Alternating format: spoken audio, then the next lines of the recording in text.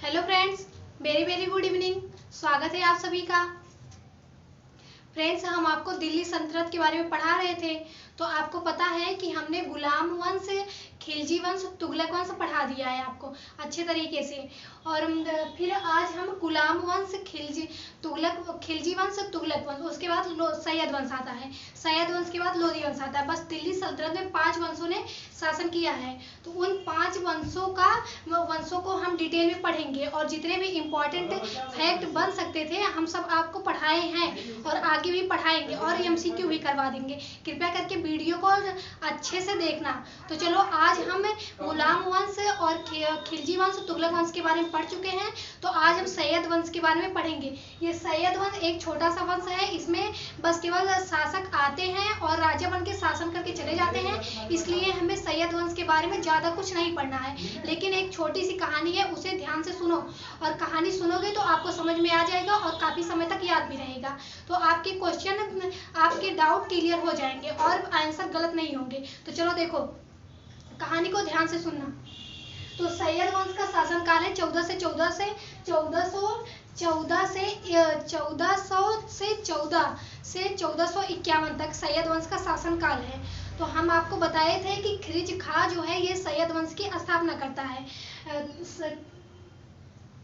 खिरिज खां जो है ये सैयद वंश की स्थापना करता है और सैयद वंश 14 से 1451 तक चलता है। ठीक है, 5 पॉइंट। तो देखो, खिरिज खां इसकी स्थापना कर देता है। तो इसके बाद 14 से 1421 तक शासन करता है खिरिज खां। ठीक है, तो खिरिज खां शासन करता है। तो इसने रैयत ए आला की उपाधि धारण की थी। खिरिज खां जो है रैयत ए आला की उपाधि धारण करती है। तो आपसे बस एक ही क्वेश्चन बन सकता है कि रैयत ए आला की उपाधि किसने धारण की थी? तो हम बताएंगे खिरिज खां ने धारण की थी, जो सैयद वंश का संस्थापक था। ठीक है, तो फिर इसके बाद ये 1414 से 1421 तक शासन करता है। उसके बाद ये चला जाता है। अगला शासक आता है मुबारक शाह अगला शासक आता है। उसका 1421 से 1434 तक शासनकाल चलता है। तो 14 से 21 से 1434 तक मुबारक शाह का शासनकाल चलता है। फिर अगला शासक आता है मोहम्मद शाह का 1434 से 1443 तक शासन चलता है। ठीक है, मोहम्मद शाह उसके बाद आता है। फिर 1443 तक उसने शासन करता है। फिर अगला शासक आता है आलम शाह का 1443 से 1451 तक शासन चलता है। ये आलम शाह जो है ये सैयद वंश का आखिरी शासक कहलाता है। ठीक है, उसके बाद फिर लोधी वंश की स्थापना हो जाती है। तो ये खिरिज खां जो है जिसने सैयद वंश की स्थापना की थी, ये खिरिज खां अपने आप को पैगंबर का वंशज मानते थे। ये खिरिज खां जो है दिगंबर, पैगंबर, ये सब आप पढ़े होंगे।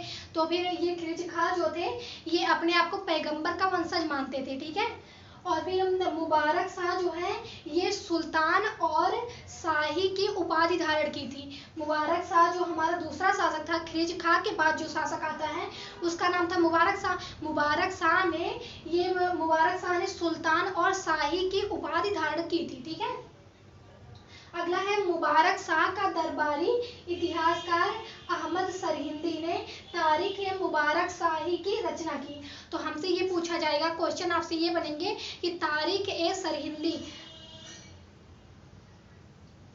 तो मैं आपसे क्वेश्चन ये बनेंगे कि तारीख ए मुबारक शाही की रचना किसने की?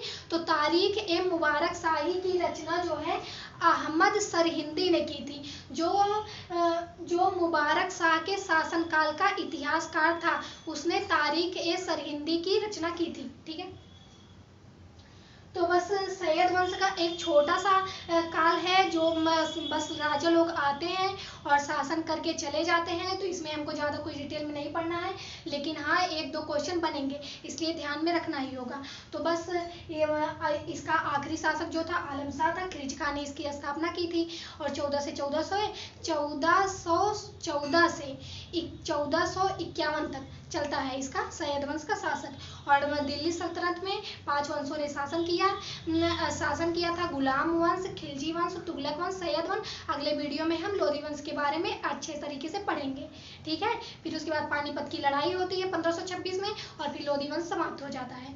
तो हम सोच रहे थे कि दोनों को एक ही वीडियो में पढ़ा देते हैं, लेकिन वीडियो थोड़ा लंबा हो जाता, तो इसलिए हम शैल वंश के बारे में आज और लोधी वंश के बारे में कल पढ़ेंगे। उसके बाद हम MCQ भी जितने भी MCQ दिल्ली सल्तनत से बन सकते थे सबको अच्छे से देखेंगे, ठीक है। तो thank you so much. Subscribe to my channel. जय श्री राम।